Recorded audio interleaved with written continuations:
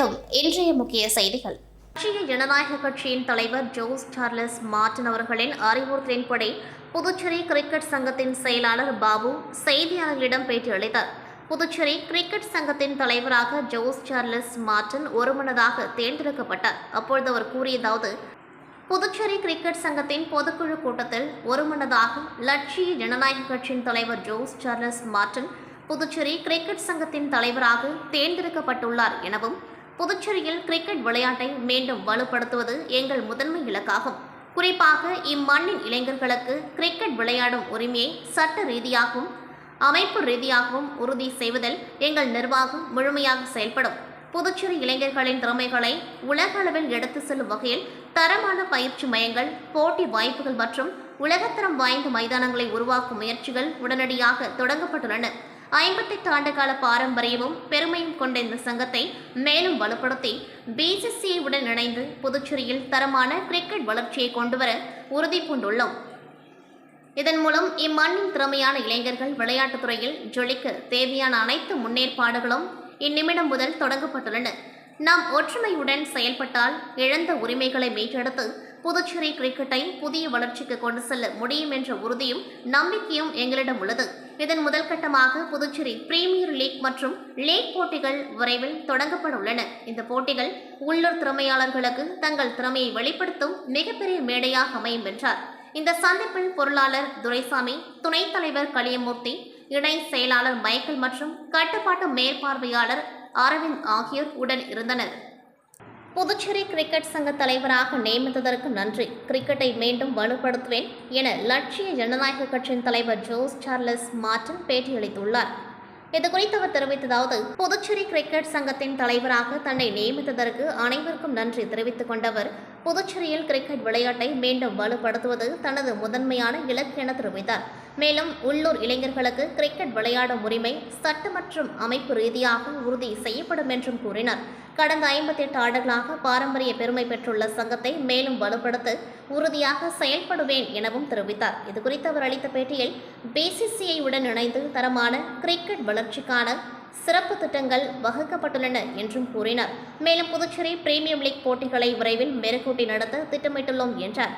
இந்த லீக் போட்டிகள் மூலம் உள்ளூர் திறமையாளர்களுக்கு பெரிய மேடை உருவாகும் என்றும், இது புதுச்சேரி கிரிக்கெட் அணிக்கான புதிய அத்தியாயத்தின் தொடக்கமாக அமையும் என்றும் நம்பிக்கை தெரிவித்தார்.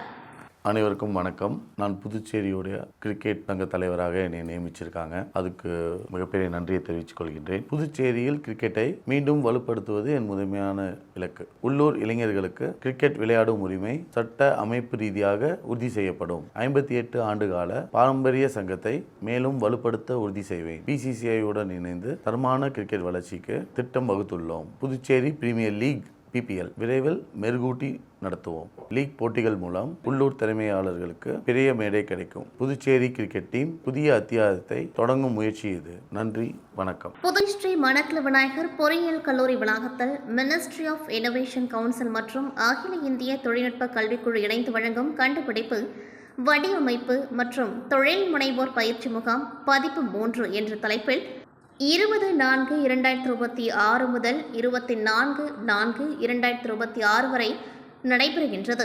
இதன் தொடக்க விழா இக்கல்லூரி வளாகத்தில் 20/4/2026 அன்று மிக சிறப்பாக நடைபெற்றது. இதில் தலைமை விருந்தினராக புதுச்சேரி குறு, சிறு மற்றும் நடுத்தர தொழில்கள் மேம்பாடு மற்றும் வசதி அலுவலக நிகுலியர் துறையின் உதவி இயக்குனர் பிரீத்திகா சர்மா அவர்கள் சிறப்பு விருந்தினராக கலந்து கொண்டு பயிற்சி முகாமினை துவக்கி வைத்து சிறப்புரையாற்றினர். அவர்த்த முறையில் MSME யோசனை முதல் தாக்கும் வரை பாலமாக செயல்படுகின்றது. MSME மூலம் எப்படி தொழில் முனைவோர் தங்களது தொழிலை தூக்க வேண்டும் என்றும், மேலும் MSMEயின் பல்வேறு இன்னோவேஷன் திட்டங்கள் பற்றி விரிவாக எடுத்துரைத்தார். மேலும் AICTE இன்னோவேஷன் துறை அதிகாரி செல்வராணி செல்வகுமார், வாத்வானி ஃபவுண்டேஷன் முதன்மை பயிற்சியாளர்கள் அன்புமதி மற்றும் முனைவர் ராணி ராபின் கலந்து கொண்டு சிறப்பித்தனர். AICTE இன்னோவேஷன் துறை அதிகாரி செல்வராணி செல்வகுமார் அவர்த்த முறையில் திட்டங்கள் செயல்படுத்துதல் மற்றும் பகுப்பாய்வு செய்தல், மதிப்பீடு செய்தல் மற்றும் சரியான முடிவை தேர்ந்தெடுத்தல் போன்றவற்றை பற்றி எடுத்துரைத்தார். இந்த நிகழ்ச்சியில் பொருளாளர் ராஜராஜன், புத்தொழில் முனைவு பற்றியும் ரியல் டைம் பிரச்சினைகளை குறைந்த செலவில் மிக தரமுடன் தீர்க்கும் வகையில் தங்கள் யோசனைகளை பற்றி இந்த பயிற்சி முகாமில் விதிக்க வேண்டும் என்று கூறினர். தக்ஷஷீலா பல்கலைக்கழகத்தின் வேந்தர் ஸ்ரீ மடக்ல விநாயகர் கல்வி குழுமத்தின் தலைவர் மற்றும் மேலாண் இயக்குநர் தனசேகரன் தம் முறையில் இப்பயிற்சியில் பங்கு பெறும் பங்கேற்பாளர்கள் முழு ஈடுபாட்டுடனும் ஒரு புத்தொழில் தொடங்கும் வகையில் யோசனைகளை கண்டுபிடிக்க வேண்டும். மேலும் மக்களை செல்போனில் தேவையில்லாத செயலிகளின் பயன்பாட்டை கட்டுப்படுத்தும் வகையில் ஒரு செயலியை உருவாக்க வேண்டும் என்றும் இந்த நாட்கள் பயிற்சி முகாமை சிறந்த முறையில் பயன்படுத்திக் கொள்ள வேண்டும் என்று கூறினார். இந்த பயிற்சி முகாமில் அகில இந்திய அளவில் மகாராஷ்டிரா, தெலுங்கானா, கர்நாடகா, தமிழ்நாடு போன்ற வெளி மாநிலங்கள் மற்றும் புதுச்சேரியை சேர்ந்த சுமார் 260 மாணவ மாணவியர்கள் கலந்து கொண்டார்கள். இப்பயிற்சி முகாமை தக்ஷஷீலா பல்கலைக்கழகத்தின் வேந்தரும் மற்றும் ஸ்ரீ மடக்ல விநாயகர் கல்வி அறக்கட்டளையின் தலைவர் மற்றும் மேலாண் இயக்குநர் தனசேகரன் அவர்கள் தலைமை விருந்தினராக கலந்து கொண்டு தலைமை உரையாற்றினர். செயலாளர் முனைவர் நாராயணசாமி, பொருளாளர் ராஜராஜன், இணை செயலாளர் வேலாயுதம் ஆகியோர் கலந்து கொண்டார்கள். கல்லூரியின் இயக்குநர் மற்றும் முதல்வர் முனைவர் VSK வெங்கடாச்சலபதி கலந்து கொண்டு அனைவரையும் வரவேற்று பேசினர். இப்பயிற்சி முகாம் 5 நாட்களும் காலை மற்றும் பிற்பகல் என மொத்தம் 11 அமர்வுகளில் நடைபெற உள்ளது.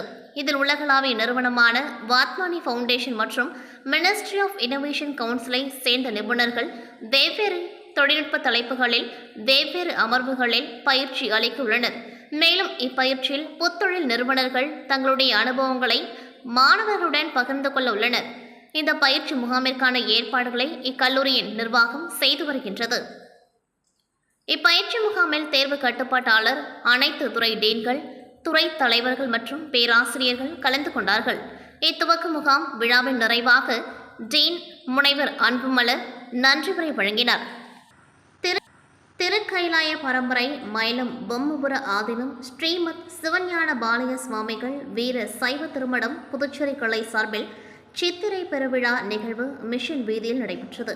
விழாவிற்கு மயிலம் பொம்மபுர ஆதீனம் ஸ்ரீ சிவஞான பாலய சுவாமிகள் தலைமை தாங்கி சித்திரை பெருவிழா குறித்து சிறப்புரையாற்றினர். விழாவில் ஸ்ரீமத் சிவஞான பாலய சுவாமிகள் கல்லூரி முதல்வர் முனைவர் திருநாவுக்கரசு நோக்குரையாற்றினர். முன்னாள் தலைமை ஆசிரியர் கலைமாமணி புலவர் சீனு வேணுகோபால் சிறப்புரை நிகழ்த்தினார். தொடர்ந்து கலைமாமணி முனைவர் வேல்முருகன், கலைமாமணி முனைவர் நெய்தல் நாடான், முனைவர் திருமாவளவன், கலைமாமணி பாவலர் கோவிந்தராசு ஆகியோர் வாழ்த்துரை வழங்கினர். இதில் ஏராளமானோர் கலந்து கொண்டு சித்திரை பெருவிழா நிகழ்வை கண்டு ரசித்தனர். தமிழக சட்டசபை தேர்தலுக்கான வாக்குப்பதிவு நாளை மறுநாள் நடைபெறுகின்றது. தேர்தல் அமைதியாகவும் நேர்மையாகவும் நடத்த தேர்தல் துறை பல்வேறு நடவடிக்கைகள் எடுத்து வருகின்றது. இதன் ஒரு பகுதியாக தமிழகத்தை ஒட்டி புதுச்சேரி இருப்பதால் இங்குள்ள மதுக்கடைகளை மூட கலால்துறை உத்தரவிட்டுள்ளது. அதன்படி புதுச்சேரி, காரைக்கால் பகுதியில் உள்ள மதுக்கடைகள் நேற்றிரவு 10 மணிக்குள் மூடப்படும் என்று அறிவிக்கப்பட்டது. இதனால் மது பிரியர்கள் மதுக்கடைகளுக்கு படையெடுத்து தேவையான மதுபானங்களை போட்டி போட்டுக்கொண்டு வாங்கி சென்றனர். இந்த நிலையில் மது பிரியர்களின் கோரிக்கைகளை ஏற்று இன்று காலை 10 மணி வரை மதுக்கடைகள் திறந்திருக்கும் என்று அறிவிக்கப்பட்டது. அதன்படி இன்று காலை 8 மணிக்கு திறக்கப்பட்ட மதுக்கடைகள் காலை 10 மணி வரை என 2 மணி நேரம் செயல்பட்டது. நேற்றிரவு மதுபானங்கள் வாங்க முடியாதவர்கள் இன்று காலை 10 மணி வரை வாங்கி தேவையான மதுபானங்கள் வாங்கி இருப்பு வைத்துக் கொண்டார்கள். தொடர்ந்து புதுச்சேரி, காரைக்கால் பகுதியில் உள்ள மதுபான கடைகள் இன்று காலை 10 மணியுடன் மூடப்பட்டு சீல் வைக்கப்பட்டது. மேலும் 3 நாள் மதுபான கடைகள் விடுமுறை என்பதால் சிலர் பாட்டிலாக வாங்கி சென்றனர். கலால்துறை தாசில்தார் ராஜேஷ் கண்ணா தலைமையில் அதிகாரிகள் மற்றும் போலீசார் நேற்று மாலை முதல் இன்று காலை 10 மணி வரை தீவிர சோதனையில் ஈடுபட்டனர். மொத்தமாக மது பாட்டில்களை வாங்கும் மது பிரியர்களை பிடித்து விசாரணையும் நடத்தி வந்தனர். பாஜக தலைமை அலுவலகத்தில் நேற்று செய்தியாளர்களை சந்தித்த முன்னாள் மத்திய அமைச்சர் முரளிதரன், பாஜக பெண்கள் அதிகாரமளிப்பு மற்றும் ஜனநாயகத்தை வலுப்படுத்த உறுதியாக உள்ளது. லோக்சபாவில் நடந்த விவாதங்கள் ஜனநாயக எதிர்காலத்திற்கும் பெண்களின் பங்கேற்பிற்கும் மிகவும் முக்கியமானவை. ஆனால் காங்கிரஸ், திமுக, சமாஜ்வாதி உள்ளிட்ட கட்சிகள் அரசியலமைப்பு திருத்த மசோதாக்களுக்கு எதிர்ப்பு தெரிவித்தது மட்டுமல்லாமல் நாட்டின் கோடிக்கணக்கான பெண்களை அவமதித்துள்ளனர். கிராமங்களில் ஆயிரக்கணக்கான பெண்கள் பஞ்சாயத்து மட்டத்தில் தலைமை வகித்து வருகின்றனர். அவர்கள் லோக்சபா மற்றும் சட்டசபைகளிலும் பங்கு பெற தயாராக உள்ளனர். இந்த வாய்ப்பை தாமதப்படுத்துவது சமூக மற்றும் ஜனநாயக முன்னேற்றத்தை தடுக்கும் செயலாகும். தொகுதி மறுவரையறை நீண்ட காலமாக தாமதமாகி வருகிறது.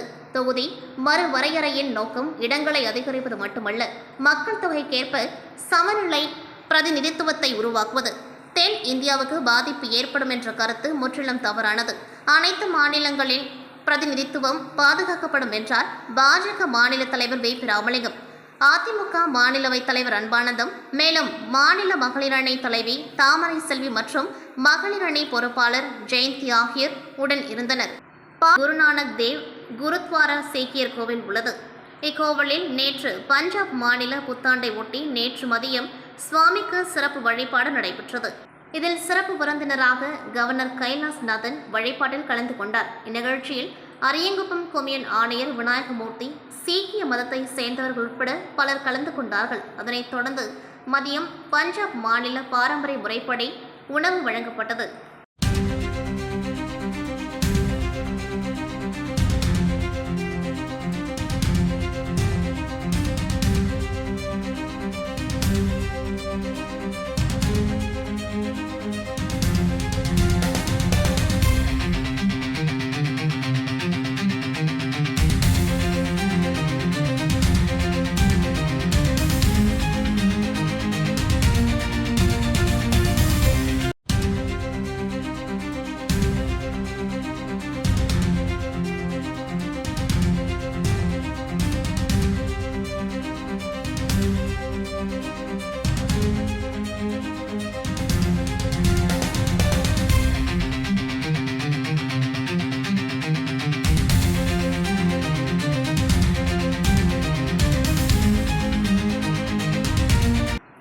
தமிழ்ச்சங்கத்தில் திருவள்ளுவர் சிலை நிறுவப்பட்ட நாளை முன்னிட்டு மாதந்தோறும் 20ஆம் தேதி திருவள்ளுவர் சிலைக்கு மாலை அணிவித்து திருக்குறள் கூறும் நிகழ்வு நடைபெற்று வருகின்றது. இதன் தொடர்ச்சியாக இம்மாத நிகழ்வு தமிழ் சங்கத்தின் தலைவர் கலைமாமணி முனைவர் முத்து தலைமை தாங்கினார். செயலாளர் சீனு மோகன்தாஸ் வரவேற்பை நிகழ்த்தினார். இதில் சிறப்பு அழைப்பாளராக மணக்குள விநாயகர் கல்வி குழுமத்தின் தலைவர் தனசேகரன் கலந்து கொண்டு திருவள்ளுவர் சிலைக்கு மாலை அணிவித்து திருக்குறள் கூறும் நிகழ்வை துவக்கி வைத்தார். இந்நிகழ்ச்சியில் பொருளாளர் அருள் செல்வம், துணைத் தலைவர் திருநாவுக்கரசு, முன்னாள் செயலாளர் பொறியாளர் பாலசுப்ரமணியன், ஆட்சிக்குழு உறுப்பினர்கள் சுரேஷ்குமார், சிவேந்திரன், ஆனந்தராசன், புதுவை தனியார் பள்ளிகள் கூட்டமைப்பின் தலைவர் ரங்கநாதன் உள்ளிட்ட பலர் கலந்து கொண்டார்கள். விழாவில் பங்கேற்ற மாணவர்களுக்கு திருக்குறள் நூல் வழங்கப்பட்டது. புதுச்சேரி முதலியார்பேட்டை உழந்த ஏரிக்கரை அருகே ஜெயமூர்த்தி ராஜா நகர் பாரதி வீதி பகுதியில் அமைந்துள்ள அருள்மிகு ஸ்ரீ நாகேஸ்வரி என்கின்ற அங்காள பரமேஸ்வரி அம்மன் ஆலய அஷ்டவந்தன மகா கும்பாபிஷேகம் இன்று நடைபெற்றது. அதன்படி நேற்று காலை அம்மனுக்கு விக்னேஸ்வர பூஜை, எஜமான சங்கல்பம், கணபதி ஹோமம், லக்ஷ்மி ஹோமம், நவகிரக ஹோமம் நடைபெற்றது. அதனைத் தொடர்ந்து வாஸ்து சாந்தி, பிரவேச வழி மற்றும் முதல் கால யாகசாலை பூஜை நடைபெற்றது. முக்கிய நிகழ்வான மகா கும்பாபிஷேகம் இன்று நடைபெற்றது. அதன்படி காலை விக்னேஸ்வர பூஜை மற்றும் கோபூஜையுடன் துவங்கியது. தொடர்ந்து 2ஆம் கால யாகசாலை பூஜை நடைபெற்றது. அதனைத் தொடர்ந்து மூல மந்திரம் ஹோமம், பூர்ணகுதி நடைபெற்று மங்கள இசை முழங்க யாகசாலையிலிருந்து கலசம் புறப்பட்டு ஊர்வலமாக வந்து ஆலய விமானத்தில் புனித நீர் ஊற்றப்பட்டு மகா கும்பாபிஷேகம் நடைபெற்றது. தொடர்ந்து மூலவர் மற்றும் பரிவார மூர்த்திகளுக்கும் கும்பாபிஷேகம் நடைபெற்றது. அதனைத் தொடர்ந்து சுவாமிக்கு சிறப்பு அலங்காரம் செய்யப்பட்டு மகா தீப ஆராதனை காண்பிக்கப்பட்டது. இதில் திரளான பக்தர்கள் கலந்து கொண்டு சுவாமி தரிசனம் செய்தனர்.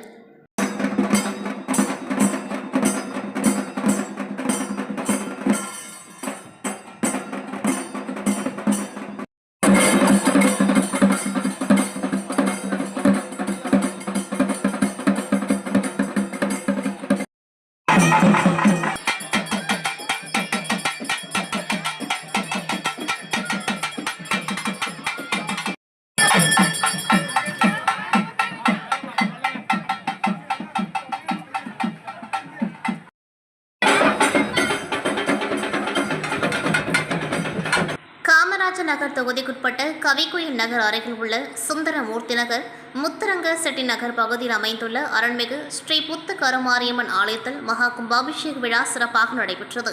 இந்த விழாவை முன்னிட்டு கடந்த சில நாட்களாக யாகசாலை பூஜைகள், கலச ஸ்தாபனம், ஹோமங்கள் உள்ளிட்ட பல்வேறு வைபவங்கள் நடைபெற்றன. கும்பாபிஷேக தினமான அதிகாலை முதலே வேத மந்திரங்கள் முழங்க யாகசாலையில் புனித நீர் பூஜிக்கப்பட்டு பின்னர் கோபுர கலசங்களுக்கு அந்த புனித நீர் ஊற்றப்பட்டு கும்பாபிஷேகம் நடைபெற்றது. இந்த நிகழ்வில் பக்தர்கள் திரளாக கலந்து கொண்டு அம்மனை தரிசனம் செய்தனர். தொடர்ந்து சிறப்பு அபிஷேகம், அலங்காரம் மற்றும் தீப ஆராதனை நடைபெற்றது. பக்தர்களுக்கு அன்னதானமும் வழங்கப்பட்டது. உள்ளூர் மக்கள், ஆலய நிர்வாகிகள் மற்றும் பொதுமக்கள் இணைந்து விழாவை சிறப்பாக நடத்தினர். விழாவை முன்னிட்டு அந்த பகுதி முழுவதும் விழா கோலம் பூண்டு காணப்பட்டது.